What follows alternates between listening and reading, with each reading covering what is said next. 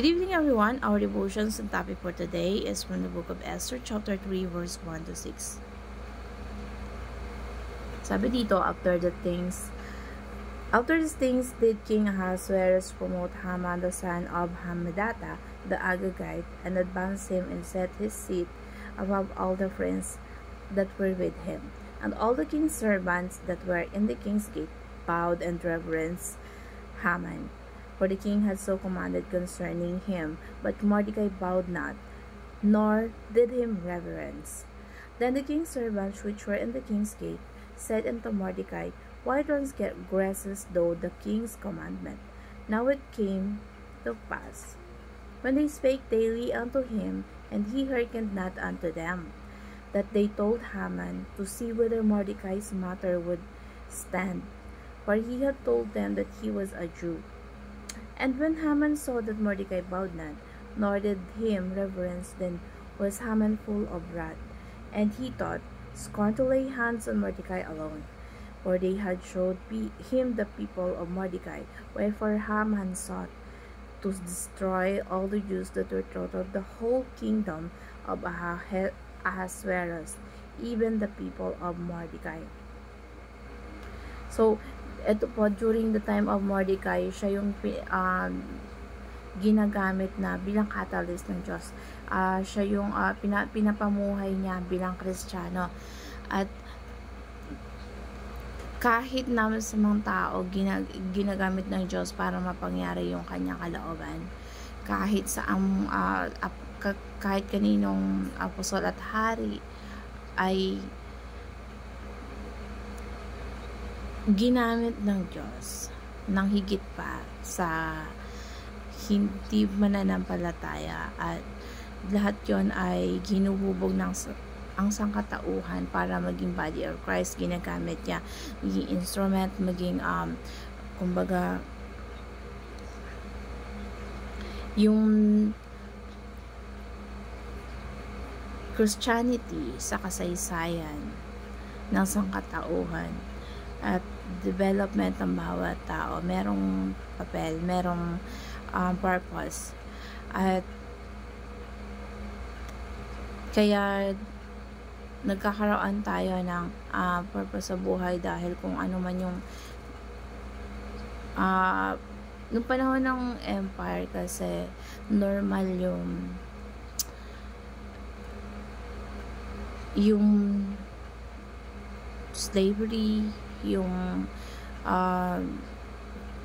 puro kasalanan, maraming kasalanan, pero marami siyang kinasangkapan at ginamit ng Diyos, hindi lang sa mundong to, hindi lang sa sariling pamilya, kundi sa lahat na pwede mo ma-share ng good news.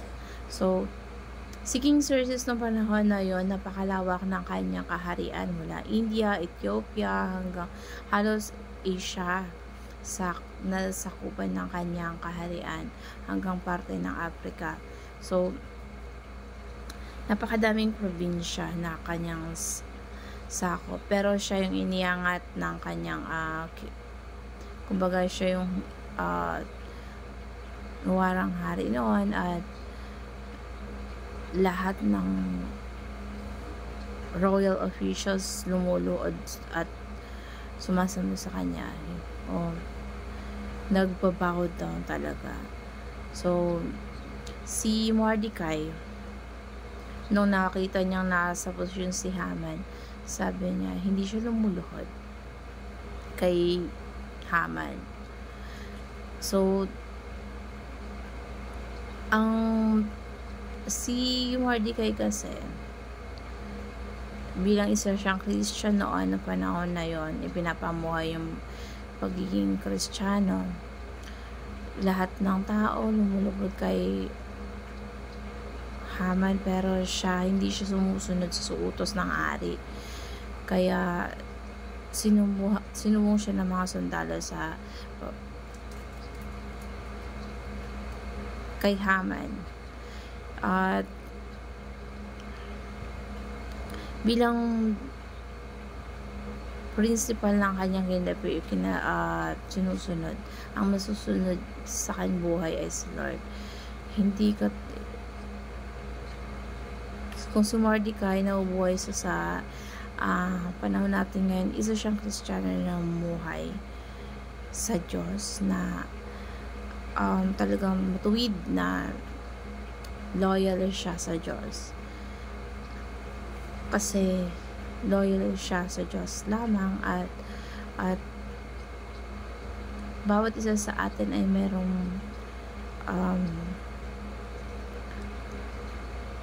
kahit minsan, kahit estudyante, kahit ano may kinabibilangan, meron tayong sinusunod. So bawat isa sa atin pwedeng bumago ng mundo. Pag ipinapamuhay natin bilang Kristiyano, pinapamuhay natin yung kalooban ng Diyos at yung mga mapatunayan natin na ang Diyos ay sinusunod natin, hindi yung sa kaaway. So noong panahon na yon, sobrang lahat ng Hudyo na kinabibilangan ni Haring Xerxes ay talagang sobrang gusto niya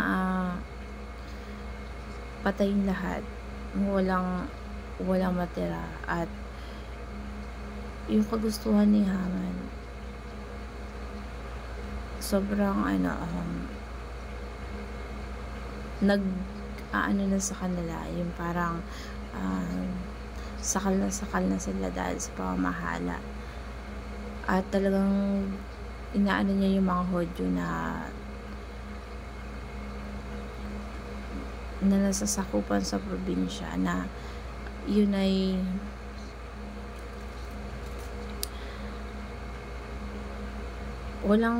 nung panahon na yon, hindi kinampihan ng Diyos si Haman, kundi si Mordecai. At kasi pwedeng si Haman ay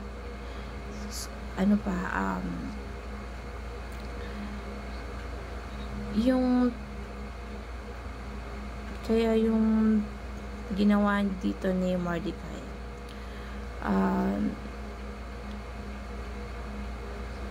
sobrang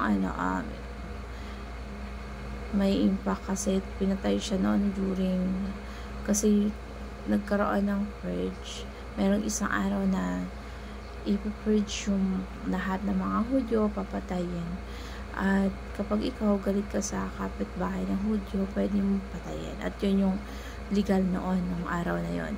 So ang na-realize ni Mordecai, dinala niya yung laban na yon sa Diyos, at kinampihan siya ng Diyos, pinagtanggol siya. Kaya nagkaroon siya ng maayos na pamumuhay. So i-embrace natin yung identity natin to Christ, kasi ilagak natin yung bilang Kristiyano, bilang katulad ni Mordecai, hindi mo wala ang persecution. At dahil na kung Christian ka, sobrang madami talagang dinadanas sa pagsubok. So however, kung gusto natin na talagang sumunod at manampalataya sa Diyos, gawin na lang natin, hindi yung nagbabaw tayo sa hindi naman mga talaga dapat ibaw. So bilang Kristiyano, kung magdusa ka man, parte yan ng buhay na talagang tayo ang ginamit ng Diyos para magkaroon ng pagbabago sa buong mundo. So yun po yung mga katuruan sa mga talatang ito, na sana'y may kapulutan kayo ng aral.